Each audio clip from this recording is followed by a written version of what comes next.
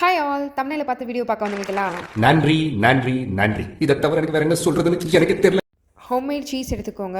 அதுக்கப்புறம் ஒரு வெதுவெதுப்பான தண்ணியில் 1 ஸ்பூன் சுகர், 2 ஸ்பூன் ஈஸ்ட் போட்டு ஆக்டிவேட் பண்ணிக்கோங்க.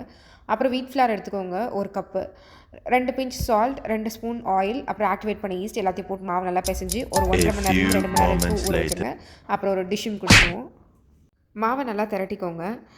நல்லா சப்பாத்தி மாவு மாதிரி திரட்டிட்டு நான் இந்த மாதிரி ஃபோல்ட் பண்ணிக்கோங்க நான் பண்ணுற மாதிரி. அதுக்கப்புறம் ஒரு பேக்கிங் ட்ரே எடுத்து ஆயில் எல்லாம் பட்டர் அப்ளை பண்ணிவிட்டு அதை போட்டுருங்க அந்த மாவை. அதுக்கப்புறம் மேலேயும் கொஞ்சம் லைட்டாக பட்டர் போட்டுக்கோங்க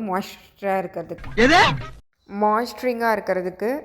ஓவனை 10 மினிட்ஸ் ப்ரீ ஹீட் பண்ணிவிட்டு 200 டிகிரி செல்சியஸில் ஒரு 30 மினிட்ஸ் பேக் பண்ணணும்.